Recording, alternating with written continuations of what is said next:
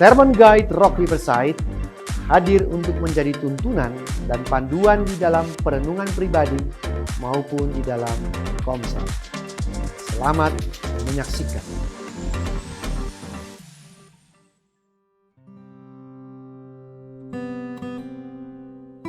Shalom semuanya, kita jumpa lagi dalam Sermon Guide Rock Riverside Community Center di bulan Februari ini, dan di minggu pertama ini terpanggil untuk melayani Tuhan yang baru. Saya bacakan dari 1 Tesalonika 1 ayatnya yang ke-9.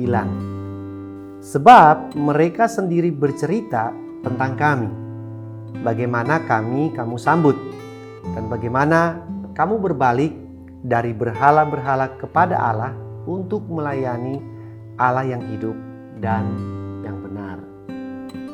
Penyembahan adalah sifat dasar alami manusia. Semua manusia terlahir menjadi seorang penyembah karena Tuhan menciptakan kita demikian adanya.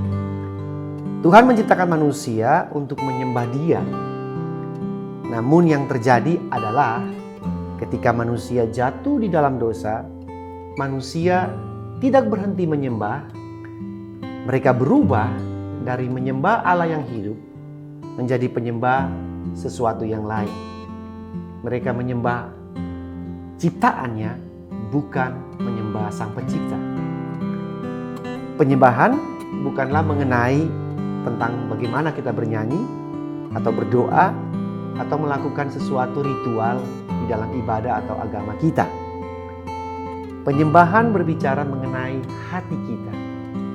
Sesuatu yang kita sembah adalah yang menjadi objek utama atas kekaguman kita, pesona dan pengharapan daripada hati kita. Siapa yang kita sembah adalah siapa yang paling sering kita pikirkan dan yang paling kita harapkan di dalam hati kita.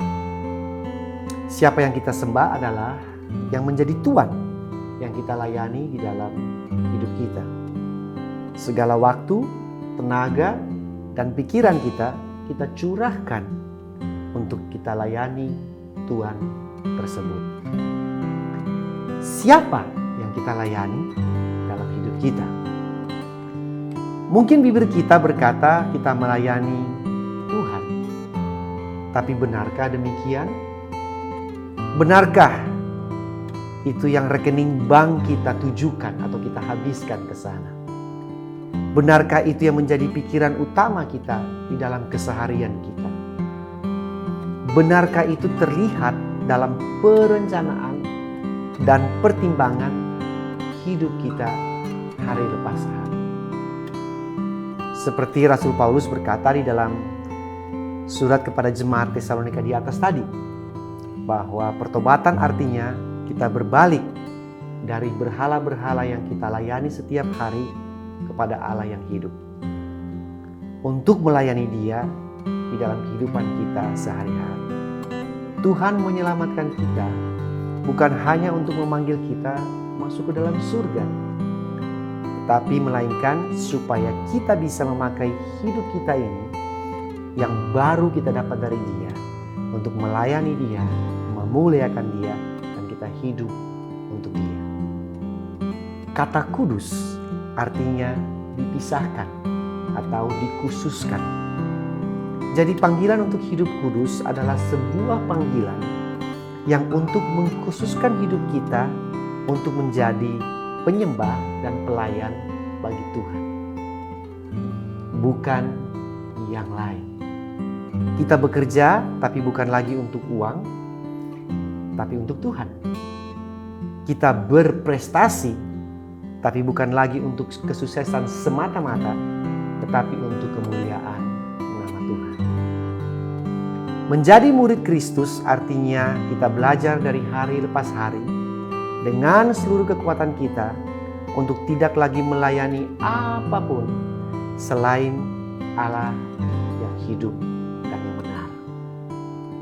Berikut ini ada beberapa pertanyaan yang kita akan pakai untuk perenungan kita di dalam. Yang pertama, bila kita bisa melihat dengan jujur ke dalam pemakaian waktu uang dan tenaga kita, maka siapa yang kita paling layani di dalam hidup kita? Coba Bapak Ibu kita renungkan dengan kejujuran yang paling dalam. Yang kedua, adakah tanda atau bukti yang jelas dari pergantian Allah di dalam hati kita pada waktu kita bertemu dengan Kristus secara pribadi? Dan yang terakhir, renungkan dan diskusi bersama bagaimana caranya kita bisa melayani Kristus dengan waktu yang kita punya, tenaga yang kita punya, dan uang yang kita miliki di dalam keseharian kita.